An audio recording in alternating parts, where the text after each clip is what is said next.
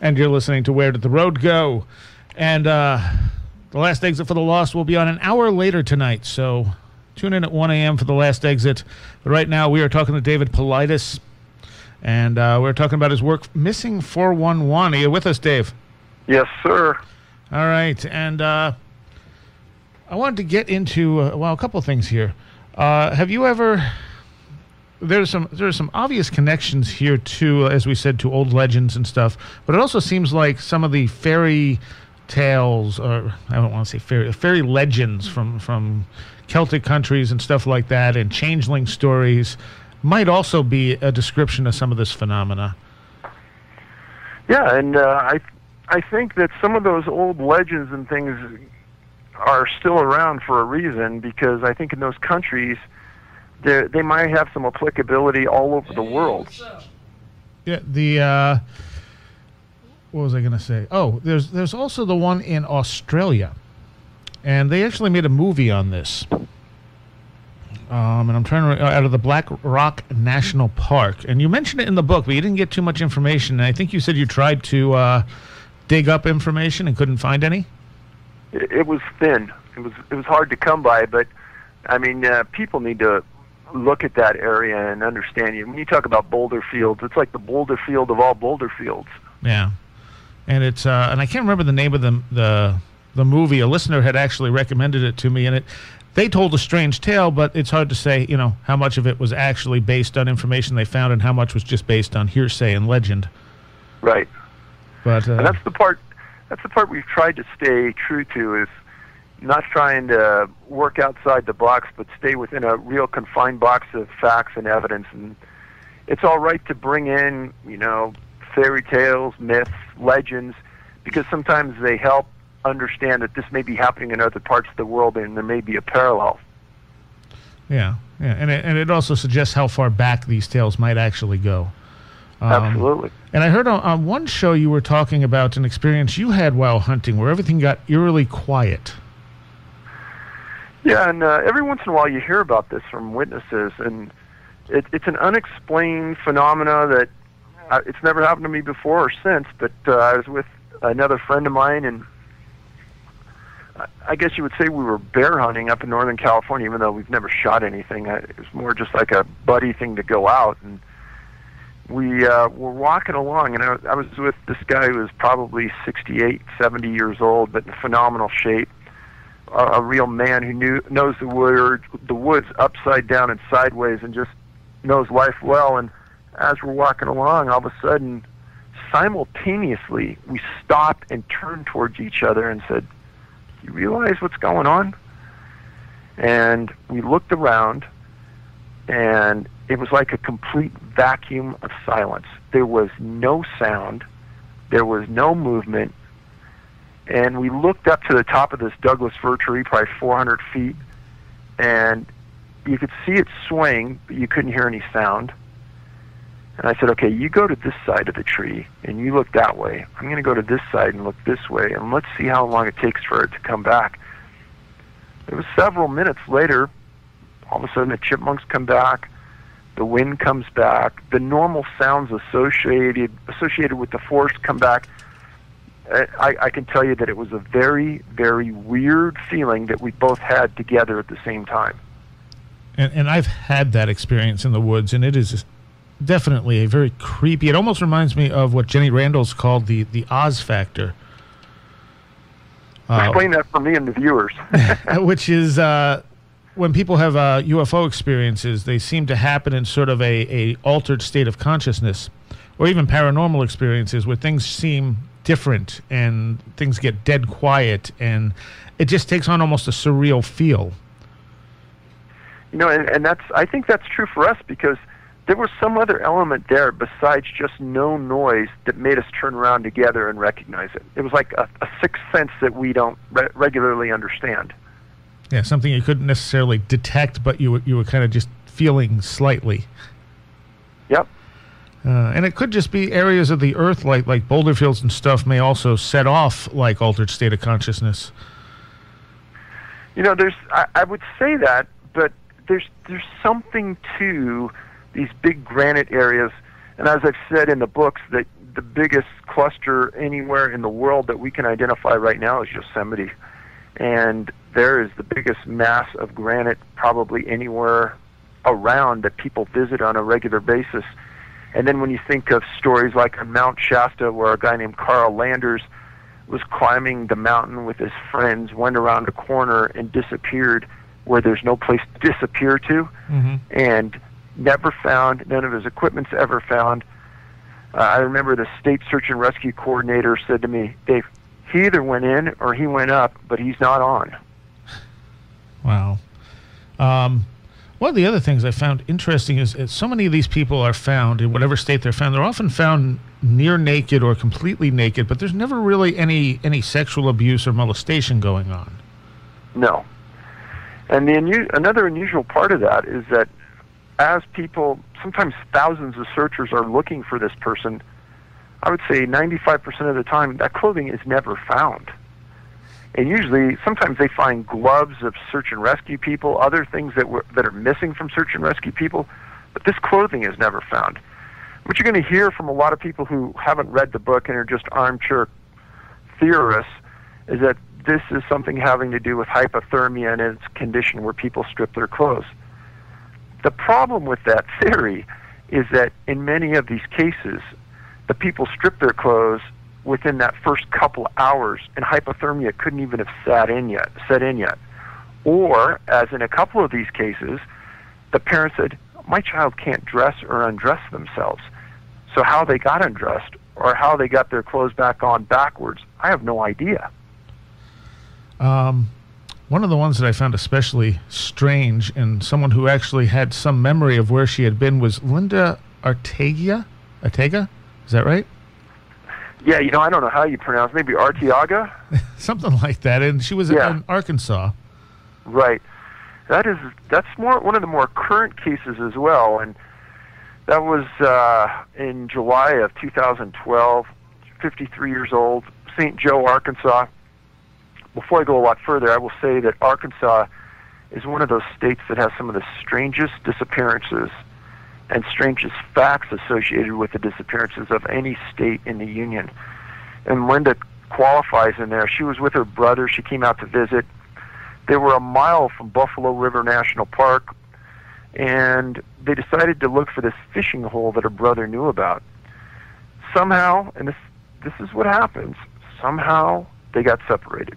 She doesn't know how, and her brother don't know how, but they searched for her for 5 days. They finally ended up finding her, and they take her to the hospital. And she tells a story that as she was missing, there were people watching her in the bushes. And she would try to talk to them, and they wouldn't respond. And she described them as weird people. And they scared her at times. Now, I probably wouldn't have included that story in the book unless there were other stories that mimic that in other parts of the country that involved women as well. And sometimes women have described being chased through the woods by strange guys or strange men. It's always strange or weird. It's not normal looking or normal men. Right. In one case, there was a girl that was hanging clothes in her backyard, and she lived way out in the middle of nowhere. And some strange man started chasing her, and she said that she blacked out. She doesn't remember anything else. She remembers waking up next to a lake. Helicopter found her, brought her home. She goes, that's all I remember. And even that, I mean, could it be that these people are having, like what some people think UFO abduction experiencers have, where they're screen memories, where they're just something that didn't really happen, but they think it happened and they can't tell the difference? So one of the things that I think everybody on our team does that many teams of investigators from other criteria don't do is that you hear about cryptozoology researchers, you hear about UFO researchers, you hear about researchers that are maybe paranormal types.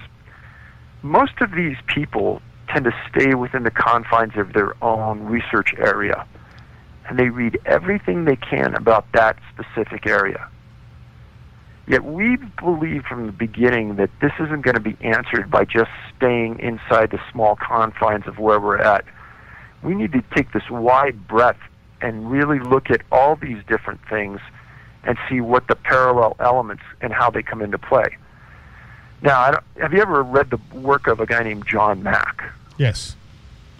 So for the listeners out there, John Mack, PhD out of Harvard. Actually, he was an MD, he's a psychiatrist, a brilliant man, and he started to look into abductions that people claimed were done by aliens, UFOs, and he got into this, and Harvard tried to throw him out of the school, and what he ended up saying was that there seemed to be consistent elements in those stories that aren't publicized, but the people knew, and they would tell the story, and he goes, after hundreds of these, the people couldn't have known what I know, and that's exactly what I apply here to the missing people. There's certain underlying criteria that run through this, just like run through alien abductions, that make these all believable. And there seems to be continuity. Well, when Mack did that, he said, there's certain elements to the abduction that make these highly unusual. And I think that one of those things that he talked about was that somehow or another there's like a memory wash. And when I read that work, I got to say that, that's almost some of the language that was used by investigators on some of these cases involving these people. It's almost like they've lost their memory. It was temporarily suspended. There was a suspension of awareness. There was something that went on with these people, whether it was such a traumatizing event that their brain excluded it, or there was some other thing going on that we don't understand. Okay. And I mean, obviously something's actually going on, whereas you might make the argument that UFO abductions could be altered states of consciousness. I mean, despite some physical evidence, they're light on physical evidence, heavy on experience. People are disappearing, so there's obviously a preponderance of physical evidence and not a lot of personal experience, because most of these people don't remember anything. Well, there's loads of physical evidence that these people actually were away or were missing, and that coupled with we just did a look at all of the cases, and I think it's almost 40% of the cases, either law enforcement or the parent come out and state publicly that they feel that their child or their boyfriend or whatever has been kidnapped or was abducted.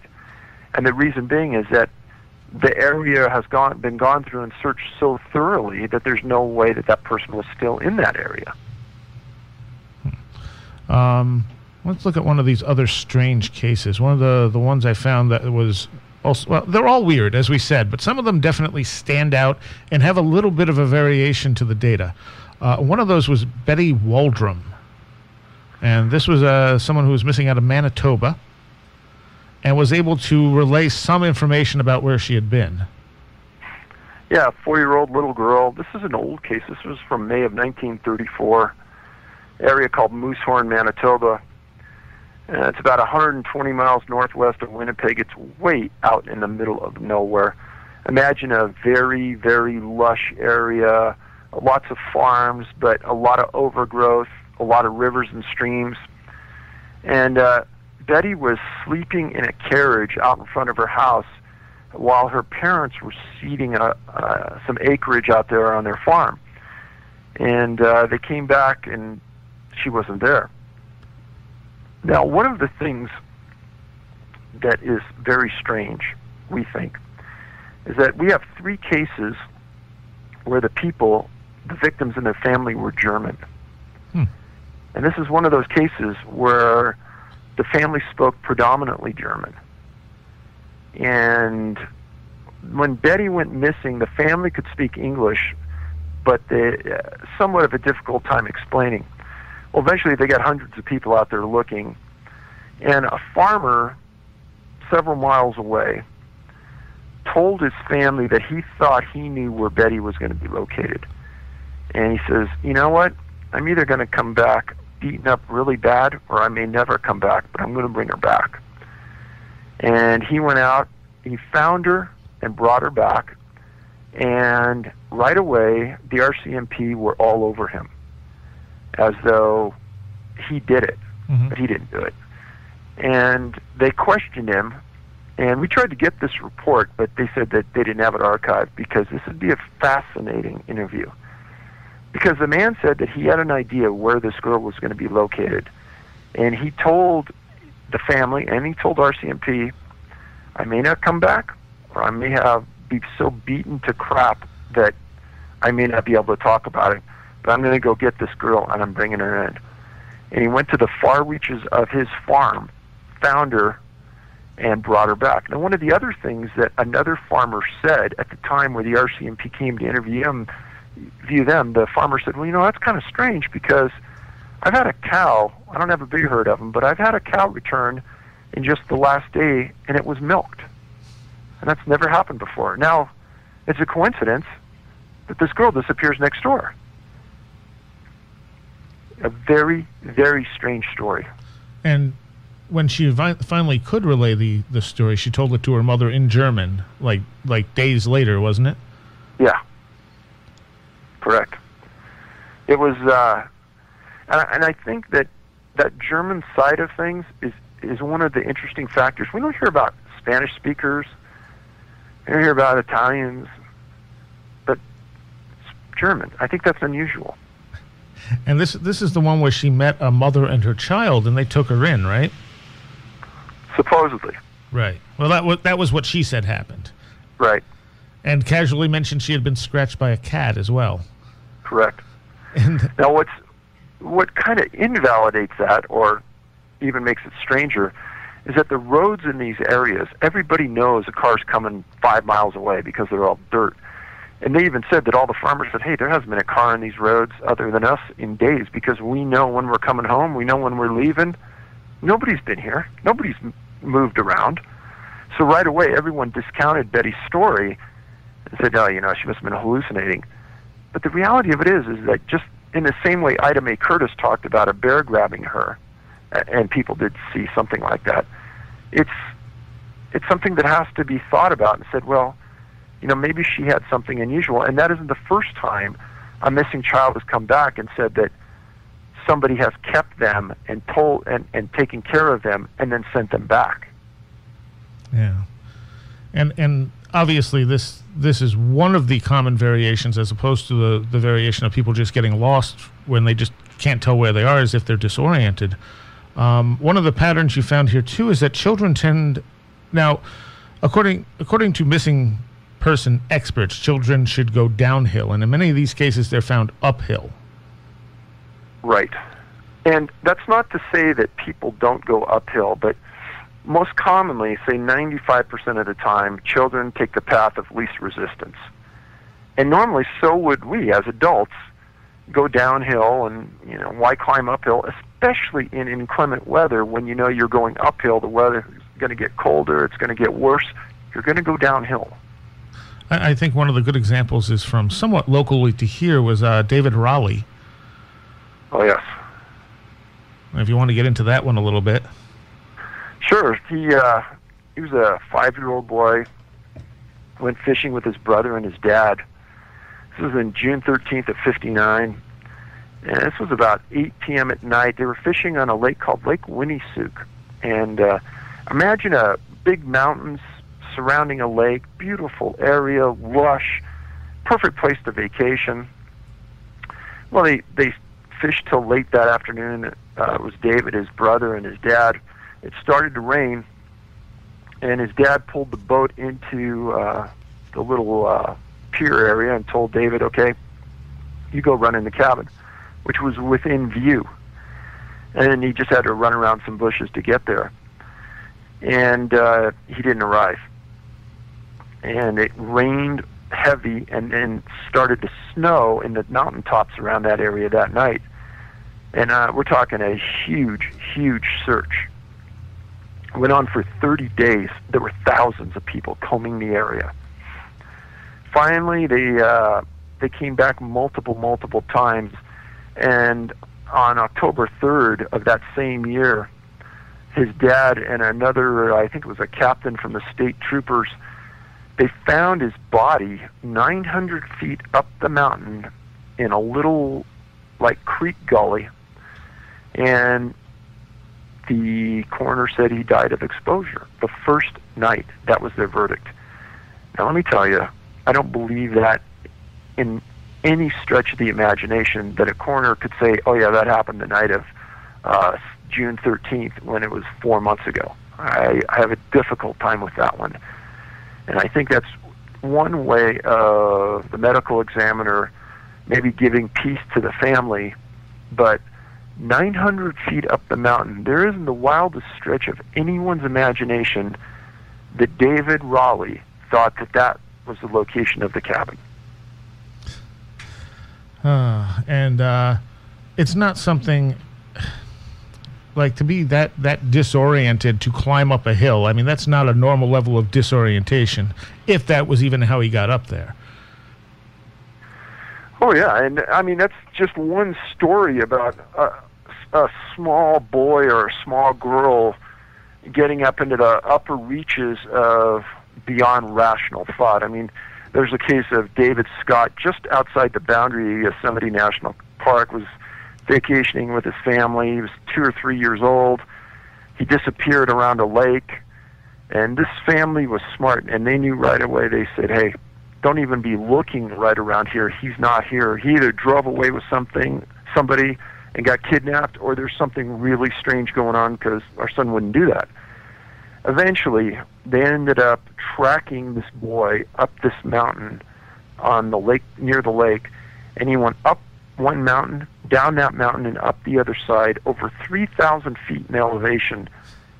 And they found his body laying on the backside of a boulder, and a soldier that found him was interviewed later on, and he was asked, was there any injury to the body? And he says, you got to talk to the coroner about that. So how he got up 3,000 feet, I have no idea. Wow. Has anyone brought in like psychics or anything to investigate any of these missing disappearances? You know, in the Martin case, there were psychic reports in there, and some of them were really strange. One of them came at the time from a pretty world-famous psychic who said that his mind had a difficult time seeing what it was believing, and he had a difficult time even talking about it, but he wanted the Park Service to call him because the darkness that came over him when he thought of this, he had a difficult time staying there. It was one of the darkest, most disturbing psychic reports I've ever seen. Okay. I think all of this stuff, to some degree, qualifies as disturbing. What is one of the things I was wondering? Has anyone really big, like heavy, been abducted? There's been a couple of farmers that have disappeared that were big people, and they were described as their family as large. And that was one of the things that the family even said, like, my dad can't go that far. Or, you know, there have been people, there was a man in Yosemite that he wasn't that big, but he was disabled, and even the park superintendent, when they asked him what happened to this man, said, we have no idea. This is the most disturbing case I've ever been involved in. We have no idea where he went, because he couldn't travel long distances. He was injured. One of the things you talk about in the new book is some legends from Indonesia, and a particular case, I believe. And I think Whitley Strieber had something to do with you finding out about this. What happened was Whitley actually wrote the back cover of that latest book, and he's been a big advocate. And he said, Dave, the things that you've brought out, people don't understand, but there is something huge here. And what he ended up doing is he was communicating with a person that I think they were a UK citizen living in Indonesia, and they were hearing about people in the jungle that were disappearing. And if they were bright colors, it tended to be a trigger point for the disappearance. That's what the locals said. And there weren't any names associated with this other than the guy named some specifics regarding areas in Indonesia where this occurred. And Whitley had validated some of this information and said, what they're talking about is something that I talk about in the books, and that is bright colors seem to be worn by the people in an inordinate amount of the time.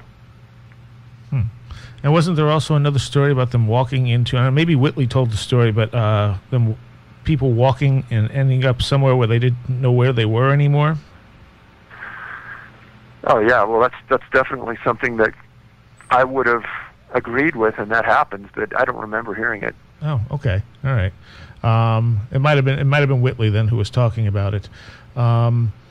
What are some of the theories that people have that might actually fit this, even if they're a little bit, say, paranormal? I mean, a lot of people immediately jump to aliens, but there doesn't seem to be any evidence of, like, UFO activity around these disappearances or anything. Right. And I would say that I've been approached with everything under the sky. And, I mean, when I first got into this, I've never even heard of this, and that's reptilians. People have said, oh, yeah, this is obviously the reptilians grabbing these people. I'm a little unclear because I sent him back a polite response, and I said, well, can you point me to somebody who's either interacted or seen one? And they couldn't. So I'm not sure what it is, really, other than it's supposed to be some kind of a reptilian creature that's on Earth. I don't know. Right. And then I've probably had 100 responses about UFOs and aliens. I've had an equal number of responses for some type of crypto creature.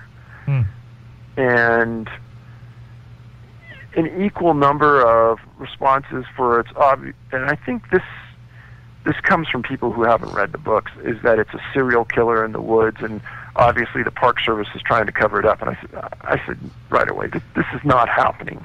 This is not a human-type disappearance. It's caused by a human. And if that were the case, they would have to be quite a lot of serial killers, and they must either live a long time or be passing it through their family. Yeah, they'd be really old. and really good at this to have never been caught. And there's a point right there that I'll talk about. And this is a strange point that actually one of our guys brought up when we were talking. And that is that if you can imagine this, whatever is happening here, if there is an outside entity involved, they have 100% success rate. Are there any records of, like, cattle mutilations near any of these clusters? That's probably a good question, because I don't know a lot about cattle mutilations, but I know Montana and Wyoming have had them, and parts of Colorado had them.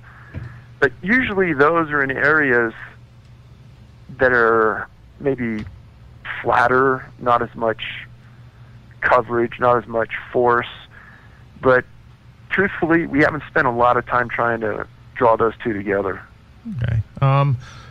Could some of these disappearances be happening in cities on a similar level that we just don't notice because they're in a city and they don't stand out as suspicious? One of the things when we started to go through these cases, we obviously purposely eliminated any type of urban disappearance. And the reason for that is that there's so much opportunity in an urban environment for someone to disappear, either voluntarily, involuntarily, commit suicide, drown, get buried. You hear about these stories of people buried under Yankee Stadium, or there's all kinds of ways to disappear. Yeah. And I think it's a lot easier to bring in that human element to those type of disappearances. But along those lines, while we are researching disappearances, there are some very, very strange stories from the early 1900s, late 1800s, from New York and New Jersey area about children that seemed to vanish on a corner, and then they were never found. We didn't document them, but we just happened to cross them, and they are strange, they are weird, but I think the first place everyone's going to go is, it's just a pedophile, it's a serial killer. Right.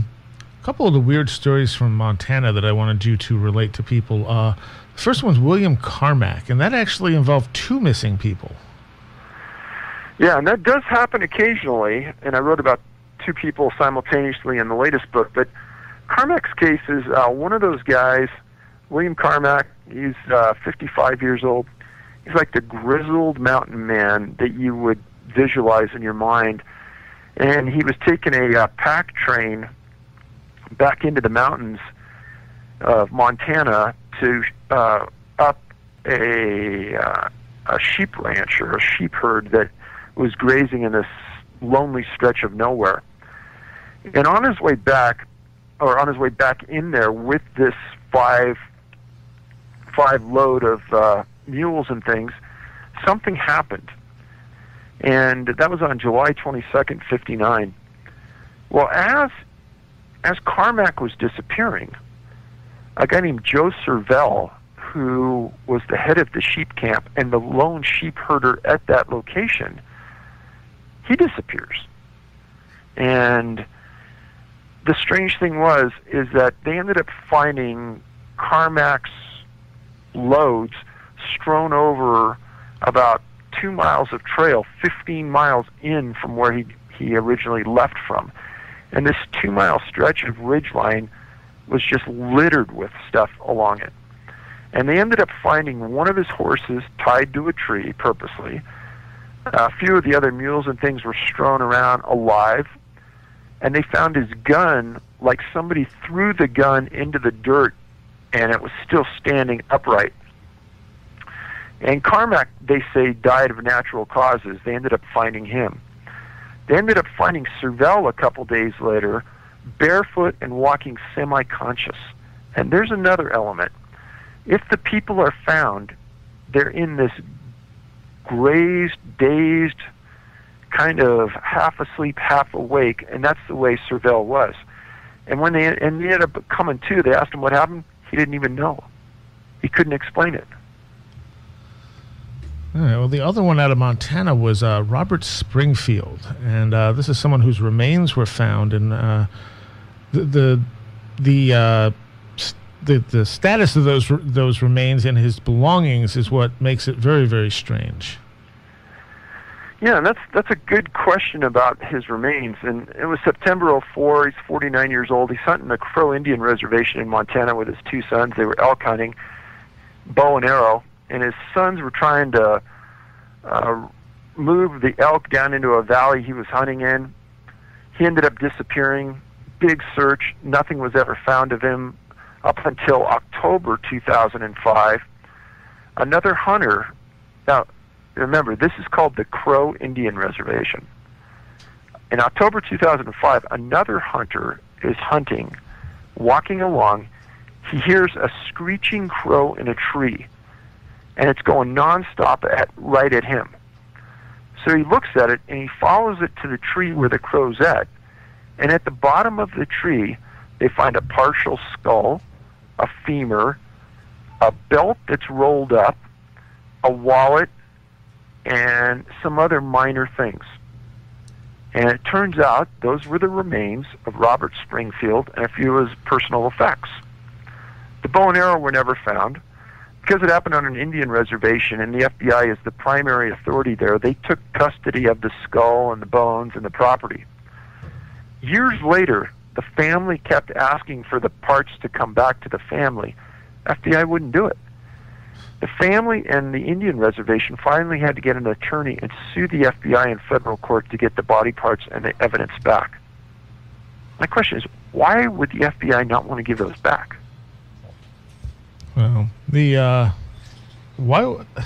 I guess it seems odd, in relation to that, why the Park Service doesn't want more work done on this. Why, I mean, obviously they don't want the bad publicity that people are disappearing. They can't explain why, but it seems like they'd be doing more to figure out what's going on.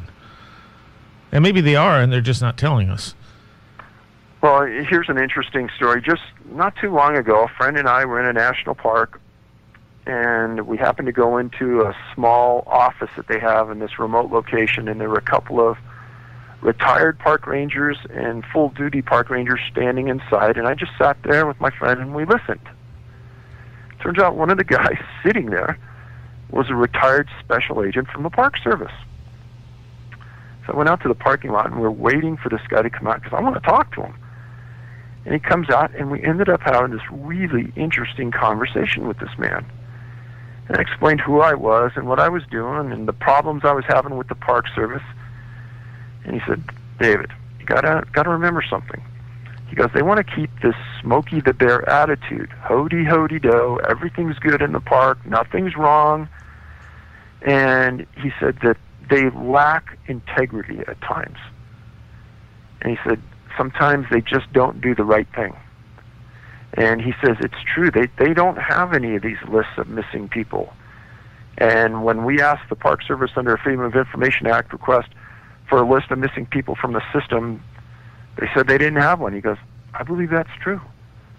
And he says it's just ineptitude. You know, how tough can it be to have a list at every park of people that are missing? A piece of binder paper with a couple of columns and you have one. It's not rocket science. But maybe, you know, that list, they don't want you to know how many people are missing. We don't know. But the Park Service, when I asked them for that, under an FOIA, they said, no, we don't have any. And I says, well, I've written a couple of books, so I want an author's exemption, but I want the information. And they said, well, we're not going to abide by your author's exemption because your books aren't in enough libraries. And there's no such requirement anywhere in FOIA for that. You just have to be a published author, and a publishing house published my books. So, but they excluded that, and they wouldn't do it. And they said, but if you want that information, come up with $1.4 million, and we'll give it to you. And what was the $1.4 million supposed to be for? For them to do their job. Have a list of missing people in their system. See, there's a requirement that if you're a child and you go missing, that they have to enter you inside of the National Center for Exploited Children database. But almost every law enforcement agency you can imagine, if a child disappeared in the 1980s, they're still going to be entered in that database, even though the requirement isn't until, I think, 86. Everything after 86 has to be in. Well, the Park Service doesn't enter the kids in that were missing before that have never been found. And when they want you off their books, and they don't want to ever talk about it again, they use this classification called missing presumed dead. And then you're not missing anymore, you're dead. Has anyone tried to do any profiling work on the people who are abducted to see if there's any other patterns that emerge? Well, this is, that's a lot of what we've done here, is that profile of the person who's disappeared. And if you, like these elements we talked about, that's a lot of what a profiler will do. And in the books I talk about how the FBI is on scene at a lot of these disappearances. And then the agency just says, well, they're monitoring the event. Well, for the people that don't know, the FBI are the utmost professionals at documentation because they're all very well educated and they're very well trained.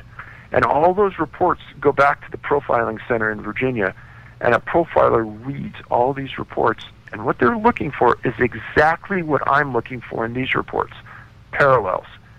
And if they can find them, then they know a serial event is occurring. And so that is a lot of what they're doing. And I say in the books, the FBI is not stupid.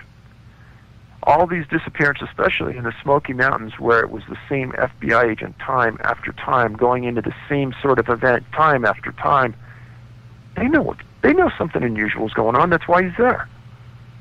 And don't you have a story about one of these FBI agents?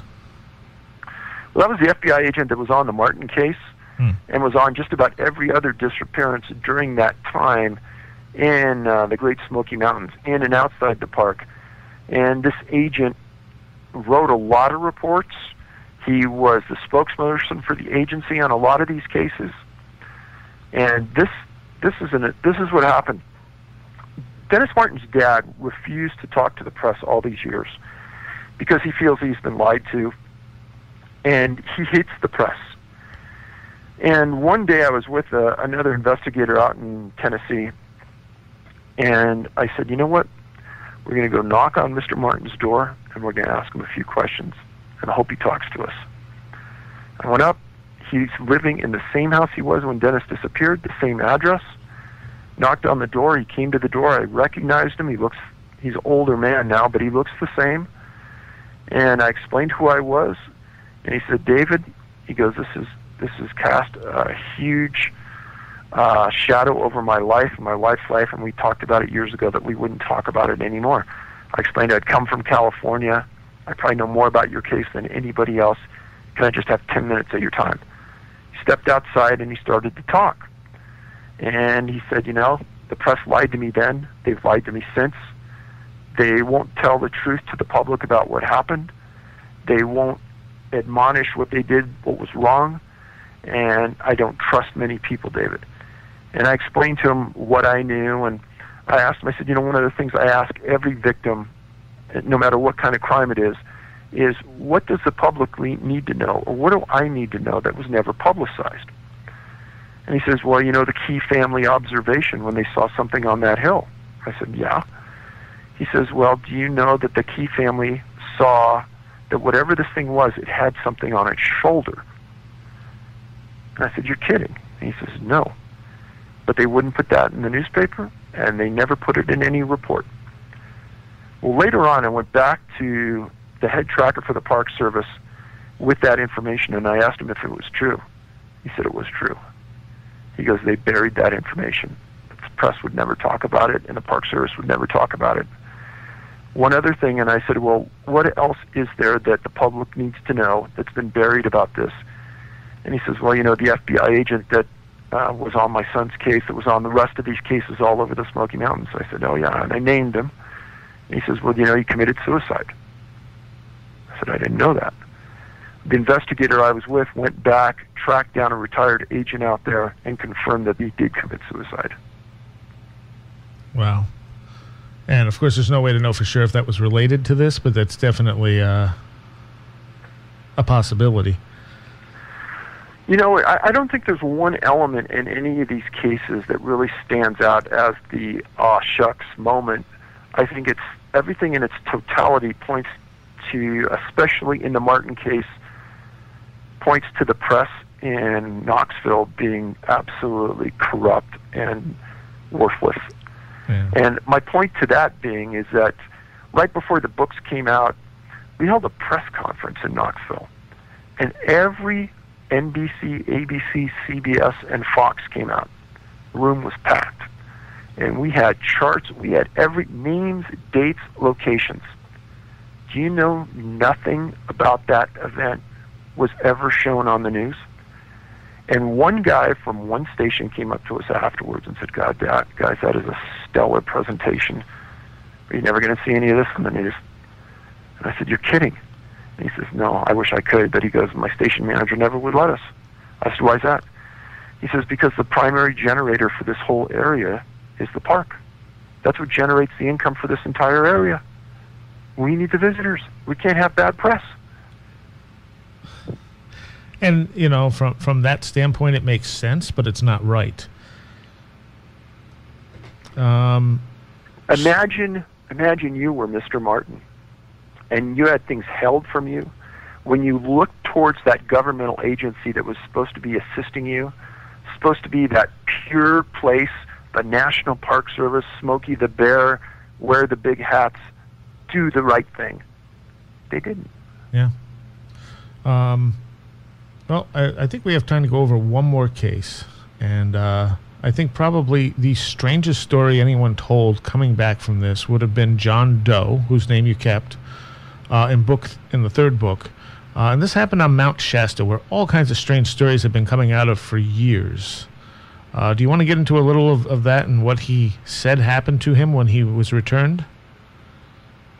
So this is a fairly new case, October of 2010, and this was in the shadow of Mount Shasta. Little boy was there with his parents, camping on a river that I have fished on many, many times. It's a gorgeous area, very thick. I mean, there's actors, big-time actors in Hollywood that own huge tracts of land right in this area because it's so gorgeous. And this boy got lost sometime in the late afternoon, and nobody could understand where he went. Maybe they thought that he went in this river, but the river's not very big. And Make a long story short, at 11:30 that same night, he's found hiding in this, or laying in this bush, semi-conscious, and his parents pick him up, and the next day his grandmother sees him, and he goes, "Hey, Grammy, I just saw you," or "I saw some, I just saw you," and he gives this story about waking up in a cave while he was disappeared. And a woman who was being pretty nice to him looked just like his grandma, her. And he said that this woman had a lot of robots in this cave, and there was a bright light coming from one part of the cave where you had to take this ladder to go out. And he said that they talked for a while, and then this woman pulls out a piece of what he thought was paper and lays it on the ground, and told the boy, "You have to go poo on the paper." And he said, "Well, I don't have to go poo." And she goes, "You have to go poo." "I don't have to go." So she got mad, and then the next thing he realizes is he's back up on this trail under this bush. And the grandmother told me that what's really strange about this is that 2 weeks before this event, at that same location, she was camping with a boyfriend of hers. And she woke up in the morning with a pain in her neck and asked her boyfriend to look at her neck, and she had a spot of blood like right over the spine. And she says, I don't want to directly say one's related to the other, but that's kind of coincidental, and that's kind of strange. How could I say that's not strange? That's really strange. Yeah. Oh, and of course, you have to take the boy's word that the boy is probably not making it up, because it's not something that he's going to make up. It doesn't necessarily mean it actually happened that way, but it seems like his memories are probably honestly relayed. I wish I had the opportunity to get face-to-face with the boy and talk to him. I didn't. This came through a relative, but yeah, it's hard to say, because sometimes, as investigators or detectives out there know, a child's perception can be clouded or made cloudy or even changed by the way the person's talking to them, or the way they subliminally change their minds by the way the questioning pursues. Sure. And I don't know any of that, but I can tell you that it's very strange. Yeah, well, all of this is very, very strange, and I think you've done everyone a service by compiling this data and putting it out there, and doing so in such an unbiased form without any kind of agenda or any kind of theory you're trying to prove with it. We're just about out of time, and obviously from the stuff we've gone over, I mean, you could throw out theories of anything from wild men living in the woods, kidnapping people, to people moving through portals into other dimensions and then back again, or not back, which is why they're never found again, and maybe a combination thereof, that sometimes these wild men move through portals. But I'm sure you've heard all of these theories numerous times. Oh, numerous times, for sure. But none of them, without any kind of proof, we can't really say what is going on, other than that these people are disappearing, and sometimes they're found and sometimes they're not. So whatever it is very, very odd. Are you planning another book? I'm not going to say I'm not going to, or that I am for sure going to, but there's enough information that keeps going around that someday in the future that may happen, but I don't know. Okay. And the best place the only place people can get your books is off the canammissing.com site, right? Correct. Okay. And don't go to Amazon. Yeah, they'll charge you double the price. Okay. And is there anything people out there can do to help you with this research?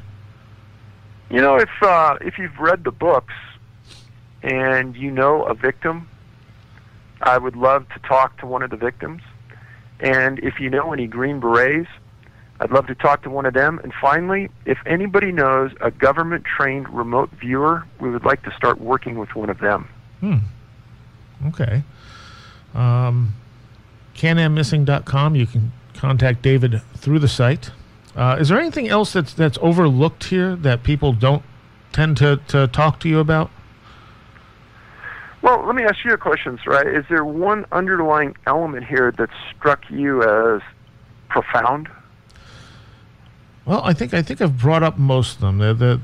To me, it seems like sometimes these people are lured off. It honestly, to me, it seems like it has something to do with the locations. Like there's some kind of portal there. There's some kind of something going on in those particular locations, maybe because of the type of ground there or something to do with the earth. It's mind-boggling. It really is. Like I can't pretend to say what's going on with these people. The whole thing is just really creepy and disturbing. Yeah, those are good words. All right. Well, I thank you so much for taking your time out to talk to us, and for writing the books and doing the research. I highly recommend them to anyone. You can't even begin to get a grasp on how strange this stuff is if you do not read the books. Listening to David talk about it's one thing, but actually reading the books and going through, there's probably, a few hundred cases at least?